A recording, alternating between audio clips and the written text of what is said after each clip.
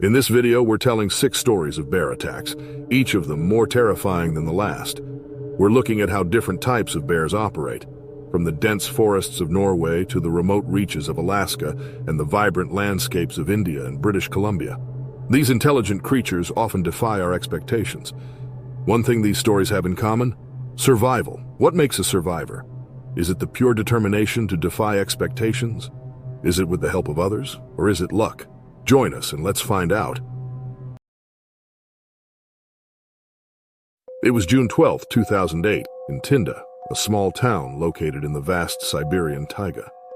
Olga Ladoga was enjoying a peaceful morning walking her loyal German shepherd, Sasha.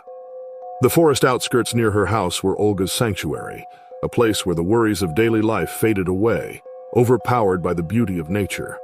At 35, Olga had lived a life filled with resilience and determination, having grown up in this rugged terrain and learning to navigate its many challenges. But that particular morning, life was going to change Olga's life forever. Olga was known throughout the town as a kind and resilient woman. She was a widow who was single-handedly raising her 2 teenagers. Her mornings with Sasha were her precious moments of quiet and reflection. The bond between her and Sasha was something extraordinary. At that point, Sasha had been Olga's companion for 5 years, ever since the pup had wandered into her yard on a snowy night, cold and alone.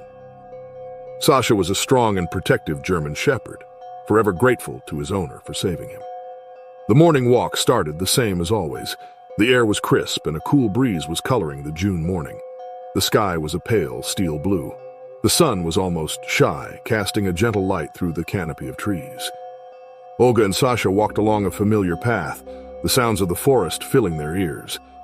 The rhythmic crunch of their footsteps on the gravel was accompanied only by the occasional chirp of a bird or the rustle of a small animal in the underbrush.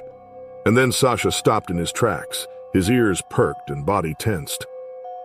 Olga knew her dog was sensing something that she couldn't, at least not yet. Sasha's body was tense, and the dog's muscles were taut with stress. Olga followed his gaze, but she couldn't see anything.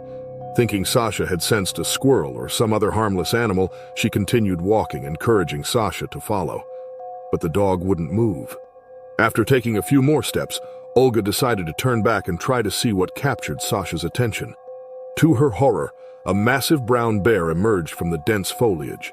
The bear, drawn by the scent of the dog, was massive, a towering and powerful creature with a thick, shaggy coat and sharp eyes that looked like beads.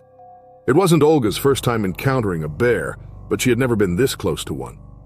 The Eurasian brown bear is a formidable predator, native to Russia's vast forests. They are strong animals. They are territorial, fighting for their turf, especially when they feel threatened or are in search of food, and especially when they're taken by surprise.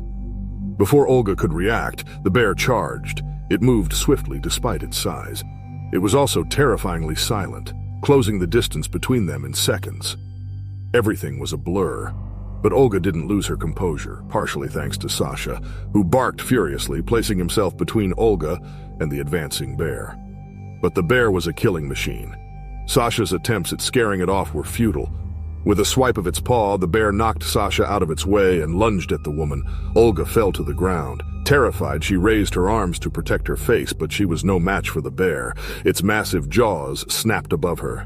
She felt a sharp, excruciating pain as the bear's teeth sank into the side of her face and her scalp, its putrid breath washing over her face. Olga's scream echoed through the forest. In a flash, Sasha attacked the bear with all his might.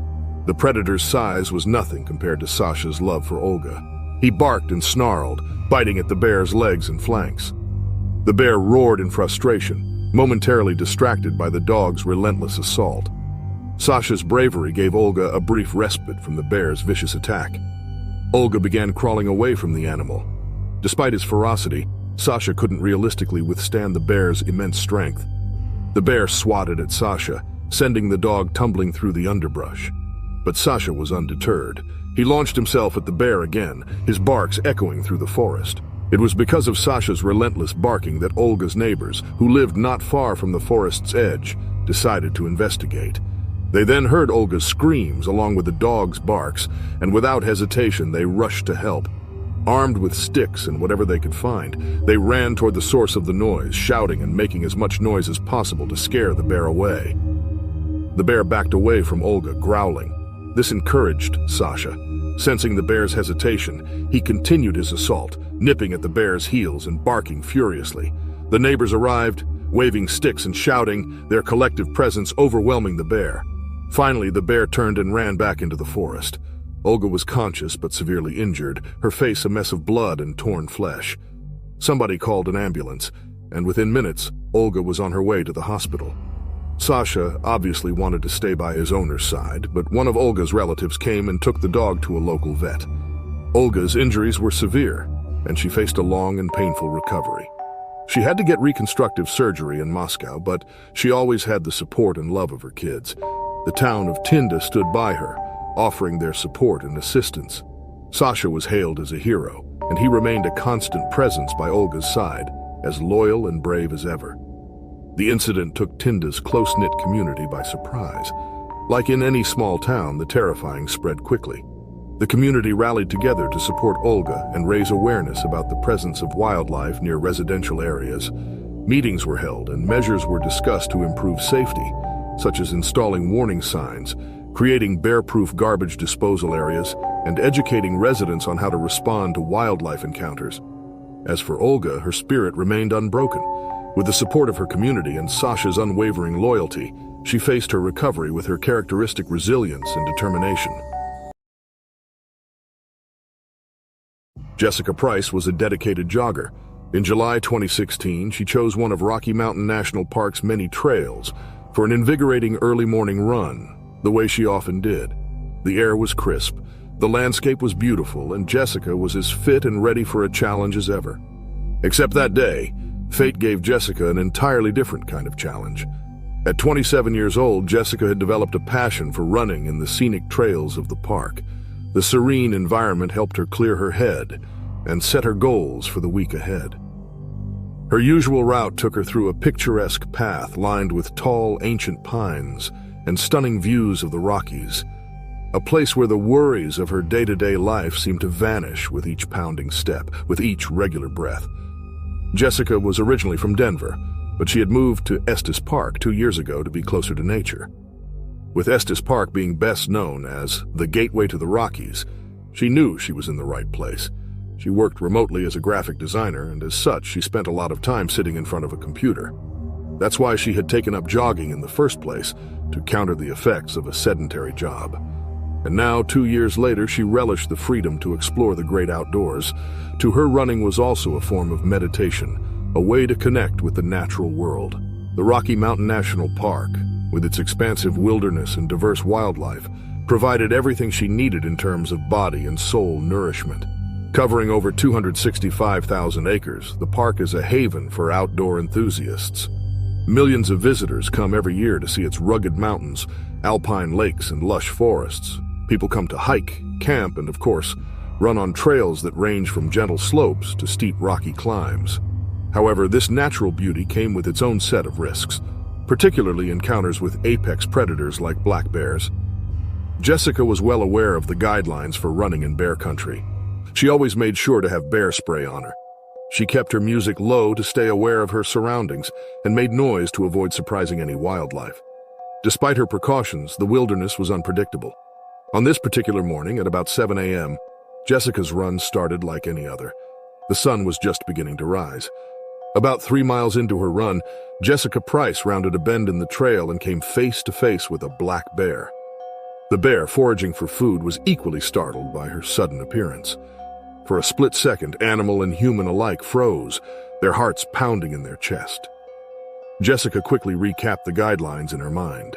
Stay calm, don't run, make yourself look bigger, and use your bear spray if necessary. Slowly, she reached for the bear spray clipped to her belt, trying to maintain eye contact with the bear. But before she could even get the canister out, the bear charged.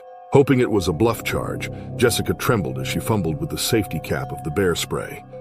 Her pulse quickened. She couldn't manage to get the spray ready. It was like her body had stopped listening to her entirely. In a flash, the bear was upon her. At the last possible moment, Jessica figured out how to work the spray. She aimed and pressed the trigger, but nothing happened. The spray failed to deploy. Panic surged through her, but she didn't even have the time to feel its effects. The next thing she knew, she was on the ground, with the black bear crushing her. She screamed in pain as the bear's claws raked across her side, the force of the attack winding her. Jessica's screams echoed through the trees, desperate cries for help. She kicked and struggled, trying to fend off the bear with her now useless canister of bear spray. She had read somewhere that bears have bad gag reflexes, but she couldn't imagine willingly shoving her arm down a bear's throat. Despite all appearances, though, that was Jessica's lucky day. The commotion drew the attention of other joggers on the trail. Hearing her cries, they rushed toward the sound, bear spray in hand. The first to arrive was a group of 3 male runners. They saw Jessica on the ground, bleeding with the bear looming over her, and without hesitation they sprang into action. One of them shouted at the bear, spraying their bear spray in a wide arc. The chemical mist hit the bear, causing it to snarl, but the animal was unusually aggressive and not easily scared away. The joggers formed a line, shouting and making noise, trying to intimidate the bear. 2 more joggers arrived, and they too deployed the bear spray.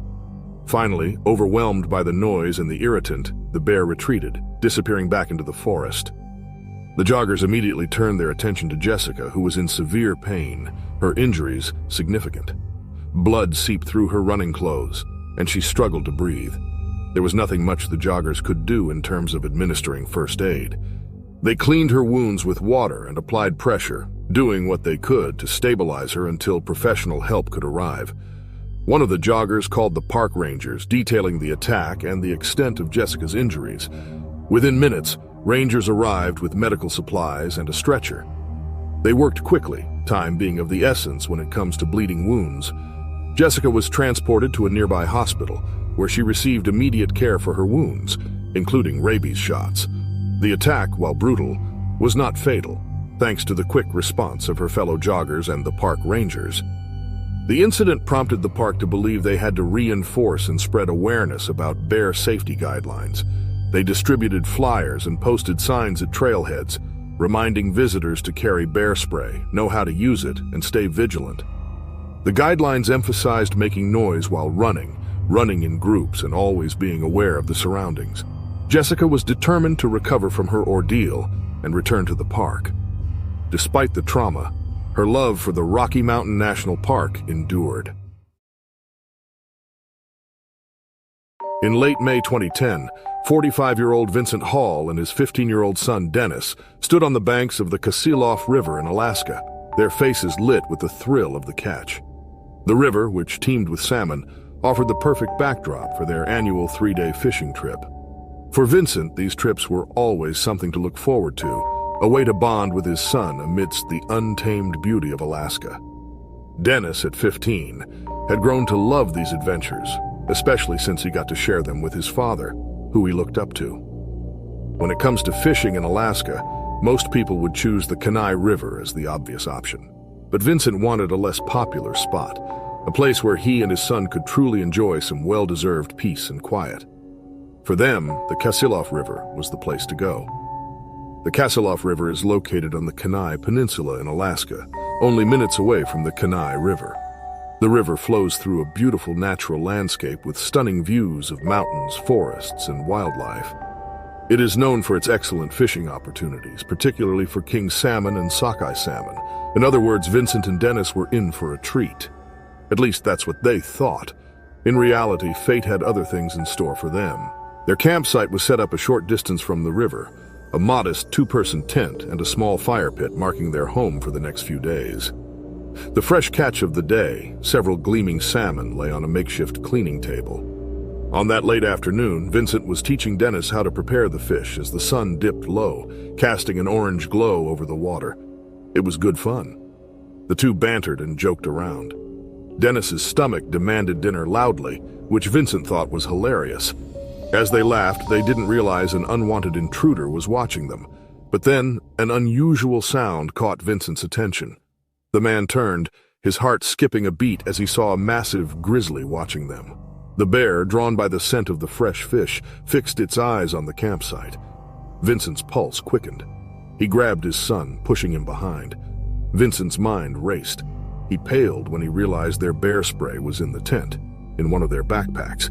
He blamed himself. He was the one who had forgotten to take out the bear spray and thus endangered his son. The bear charged, a blur of fur and claws.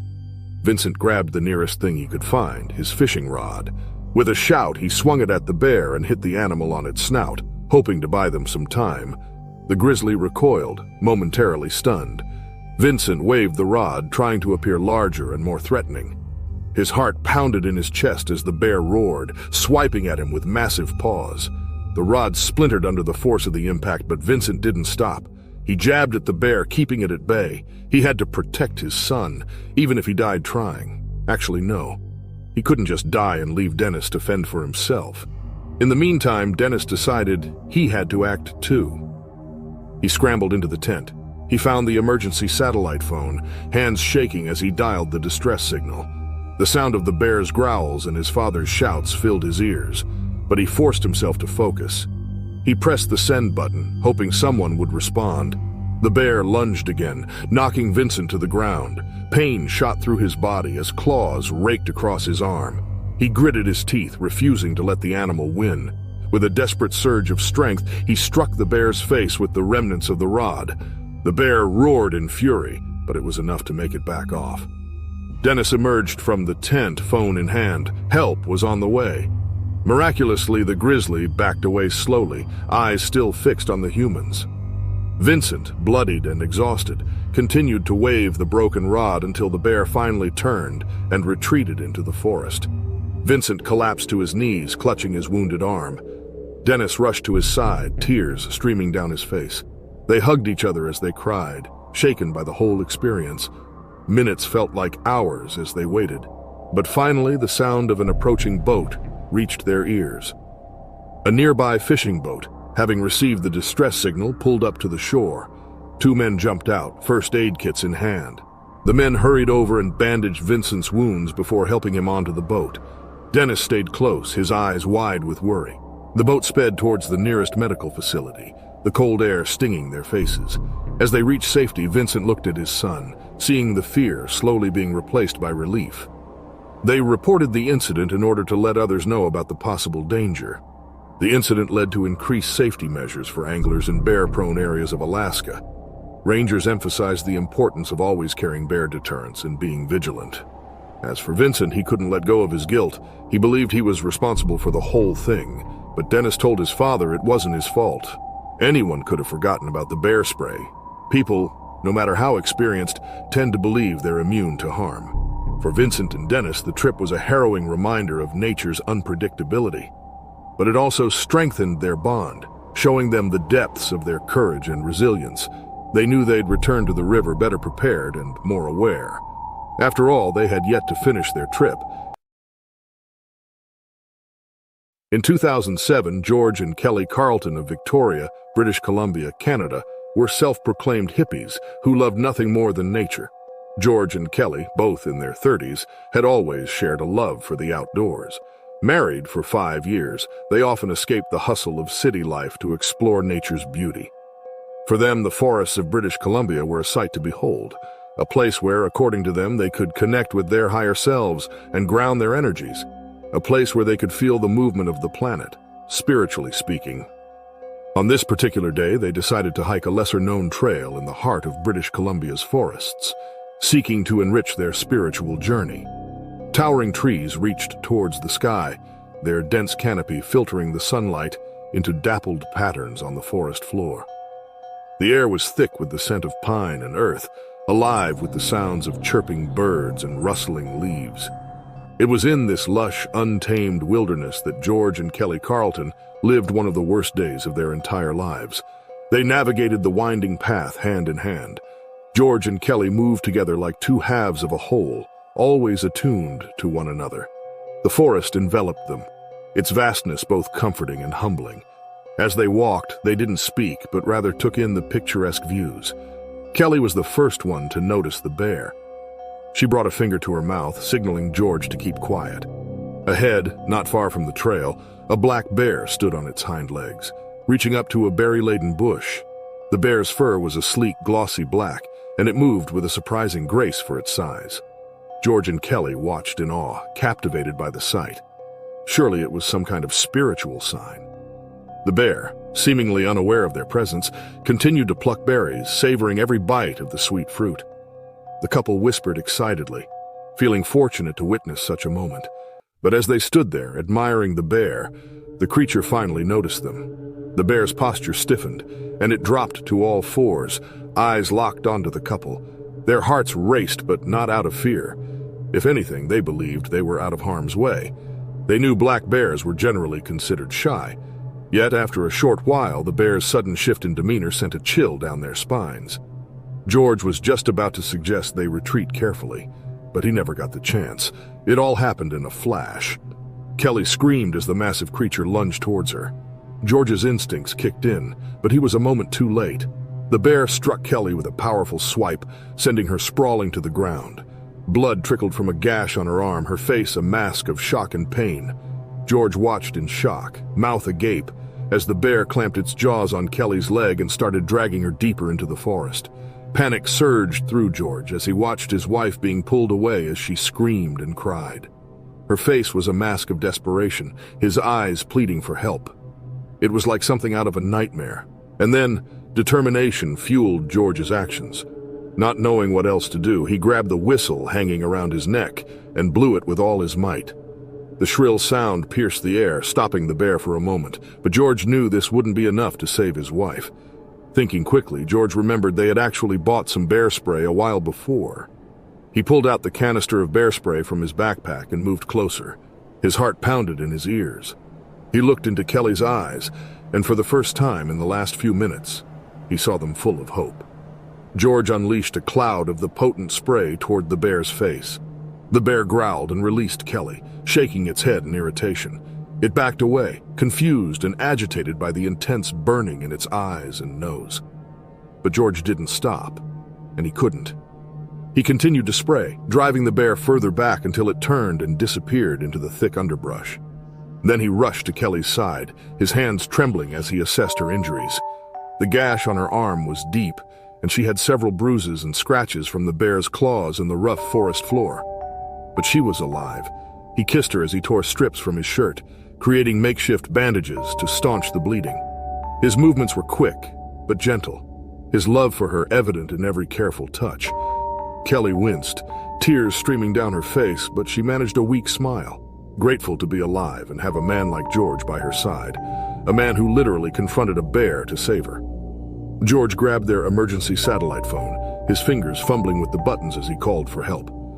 The wait felt interminable, every second stretching into an eternity. He held Kelly close, whispering words of reassurance, his fear barely contained. The rescue team arrived swiftly, their professionalism and efficiency a stark contrast to the chaos of the attack. They provided immediate first aid, stabilizing Kelly before loading her onto a stretcher. George stayed by her side, refusing to let go of her hand. At the hospital, Kelly received stitches for her wounds.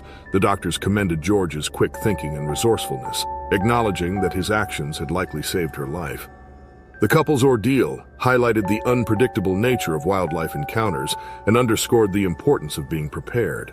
George and Kelly didn't let their ordeal interfere with their love for the forests of British Columbia.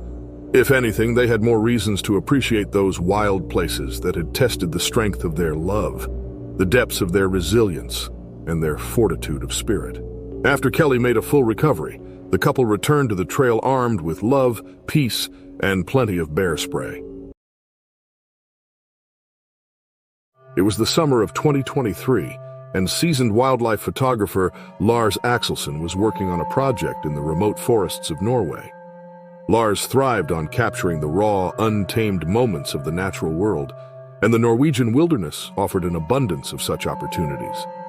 That summer, he was determined to capture pictures of Eurasian brown bears in their natural habitat. He knew the creatures were as majestic as they were elusive, but there was no better place on Earth for his mission. The remote forests of Norway stretched endlessly, a mosaic of ancient pines and rugged terrain blanketed by a serene, almost eerie silence. It was a place where the modern world felt distant, where nature reigned supreme in its untamed beauty. Lars had been a photographer for over 2 decades, his passion ignited by childhood trips with his father to the Scandinavian wilderness. He had built a reputation for his intimate shots of wildlife, always pushing the boundaries to get closer, to see deeper into the lives of his subjects. When looking at his pictures, people felt like they could almost touch and understand the animals in all their glory. That day, Lars set up his camera near a known bear habitat, meticulously adjusting the settings and angles, lost in the precision and artistry of his work. The dense forest around him seemed to hold its breath. He was always like that when he worked, completely engulfed in the task at hand, oblivious to anything else but his work. The occasional rustle of leaves was the only shy reminder of the life teeming within. Lars was absorbed in the viewfinder, his mind calculating light, shadows, and focal points. As such, the photographer didn't hear the twig snapping behind him. He did hear the massive Eurasian brown bear bursting through the underbrush, but he couldn't really place the sound. And then it was too late. Lars's first complete awareness of the bear's presence was the searing pain of teeth sinking into his shoulder. The bear had approached silently, and now it was upon him with terrifying speed. As the bear's powerful jaws closed on his shoulder, Lars heard his bones crush. It was a sickening sound. Lars screamed, the sound raw and primal as the bear's powerful jaws kept clamping down. Pain exploded through his body, every nerve ending on fire. Instinct took over. He kicked at the bear, which seemed to stun the animal. Lars took the small opening and grabbed his tripod. He then swung the tripod, the heavy metal connecting with a solid thud against the bear's snout. The bear roared, a sound that echoed through the forest. Desperation fueled Lars's movements. He struck again and again, the tripod his only defense against the mighty creature that struggled to claw at the man. Blood poured from his wounds, his vision blurring with each passing second. But he couldn't stop, wouldn't stop. His survival instinct had kicked in. Lars understood on a primal level that fighting was his only chance to survive. Stop, and he'd surely be killed. The bear reared back, momentarily disoriented by the blows. Lars seized the moment, pushing himself to his feet despite the agony racking his body. The bear lunged again, huffing and puffing, a crazed look in its eyes. But Lars was ready. He drove the tripod's legs into the bear's face with all his remaining strength. The bear staggered in pain. Finally, the animal turned and fled, scared by what it now perceived to be a stronger opponent. Lars just stood there, breathless and bleeding. He couldn't believe his luck. Then the man collapsed to the ground, his body trembling with shock and pain. His hands were slick with blood, so he barely managed to take hold of his emergency beacon. After a few enraging seconds, he managed to activate it. As he lay there, every breath a struggle, his mind raced. Images of his life flashed before him, the faces of loved ones, the moments of triumph in his career, the beauty of the world he had dedicated his life to capturing. The forest seemed to close in around him, the once comforting silence now deafening. He felt the cold seeping into his bones, the sharp contrast to the burning pain of his wounds. Lars's thoughts turned to his family, the people who had always supported his passion, who had worried every time he ventured into the wild. He knew they would be waiting, anxious and hopeful for him to call. He could do nothing but pray help would be there before the bear, or any other bear for that matter, decided to pay him another visit. Each second was a battle to stay conscious. The pain was huge, sure, but the shock was even bigger. Lars tried to ground himself in his surroundings. He focused on the sounds of the forest, the distant call of a bird, the rustle of leaves, refusing to let the darkness take over. The distant thrum of helicopter blades finally reached his ears, a sound that brought a surge of relief. Strong, reassuring hands lifted him onto a stretcher, and he felt the world tilt as they carried him towards safety. As the helicopter rose above the treetops, Lars looked down at the vast expanse of forest below. The wilderness that had nearly taken his life was still breathtaking in its beauty. Despite the pain, a sense of gratitude washed over him. He had survived, and he would continue to capture the wild, but with a newfound respect for the creatures that called it home. The attack underscored the risks involved in wildlife photography and the importance of maintaining a safe distance from potentially dangerous animals. Lars knew that he had been lucky, that his quick thinking and determination had saved his life. Lars decided to share his story to remind others of the delicate balance between humans and nature and the respect that balance demanded. In November 2021, 25-year-old Annika Advani was hiking in one of Tamil Nadu's dense forests. Annika was a student studying modern Indian languages and literature. She had a passion for folklore and mythology. That's where her love for the Indian wilderness came from.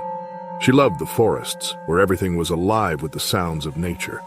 Birds sang from the treetops, and the rustle of leaves whispered secrets of the wild legends and myths. On this particular day, Annika decided to take a leisurely walk along a less traveled path. She moved silently, taking her time to explore and study everything in her path, always hoping for a glimpse of the rare and beautiful creatures that inhabited the forest. Her quiet demeanor and careful steps, while suitable for studying, unknowingly led the young woman into danger. As she rounded a bend, Annika came face to face with a sloth bear. The bear stared at her with wide, dark eyes. Annika had surely taken the animal by surprise. She knew sloth bears are usually shy and usually avoid humans. She also knew that sloth bears are incredibly aggressive if they feel threatened. In other words, the 25-year-old was in huge trouble. Time seemed to dilate as she stared at the bear. For a moment, Annika thought of her parents. She promised she'd call them after her walk. Now she wondered if she would ever make it out of the forest alive. Confusion turned to fear and threat in the bear's mind, and it charged. For a moment, Annika hoped it was only a bluff, but her hope was quickly shattered. The bear lunged. Annika had read about such encounters and knew what she needed to do, but fear threatened to paralyze her. As the bear closed the distance, instinct and knowledge kicked in. She dropped to the ground, lying flat on her belly, arms over her head and neck to protect herself. The earth pounded with the bear's furious steps. The world became a blur of fur. The forest's sounds drowned out by the bear's growls and her own panicked breathing. The bear's powerful jaws clamped down on Annika's arms. The animal no doubt wanted to reach her neck, her head. She bit her lip to keep from screaming, fearing that any noise might make the bear more aggressive. The weight of the bear pressed down on her, and she felt the sharp claws digging into her flesh. Each bite, each scratch felt like it could be her last. Annika thought of her family, her friends, and the countless hours she had spent in nature's embrace. Her love for the wild was now threatening to consume her. Here she was, face to face with what could easily be a mythical creature. Except it was real, and it was attacking her. As the bear's teeth sank into her flesh, she believed these were her final moments. Suddenly, over the roar of pain and fear, she heard shouts. Other hikers, alerted by the commotion, rushed to her aid. Their voices filled the air. They were wild and frantic. They were the best thing Annika had ever heard in her entire life. They brandished sticks and threw rocks, making as much noise as possible to scare the bear away. One of the hikers, a tall man with a booming voice, swung a large branch, striking the bear's flank with a thud. The bear bellowed in surprise. Another hiker jabbed at the bear's hindquarters, using a trekking pole and keeping a safe distance but maintaining relentless pressure. The bear, now surrounded by shouting, flailing humans, hesitated, unsure of its next move. The group stomped their feet, clapped their hands, and shouted in unison. The bear roared, more confused than hurt, its attention shifting from Annika to the new threat. Seizing the opportunity, the hikers formed a protective circle around Annika, maintaining their barrage of noise and movement. Overwhelmed and disoriented, the bear decided that fleeing was its best option for survival. Annika lay on the ground, trembling and bleeding, but alive. The hikers quickly gathered around her, their faces etched with concern. They did their best to dress her wounds with their few available resources. Another hiker contacted emergency services, relaying their location and the details of the attack. They worked quickly and efficiently, and their actions were a lifeline in the aftermath of the harrowing encounter. As Annika lay there, her thoughts a whirlwind of relief and pain, she felt an overwhelming gratitude for her rescuers. Despite the agony, she was astonished by their bravery and the way they had come together to save her. To her, the forest now seemed a darker place. When the rescue team arrived, they lifted Annika onto a stretcher, securing her for transport. She was taken to the hospital in an ambulance. She couldn't wait to call her parents and hear their voices. At the hospital, Annika received the care she needed. The doctors cleaned and stitched her wounds, their skilled hands working to repair the damage. With bear sloths being so aggressive toward humans, everyone knew the outcome could have been far worse. Annika's encounter with the sloth bear underscored the unpredictability of wildlife. and the vital importance of preparation. It was a reminder that even those who loved and respected nature could never fully anticipate its dangers.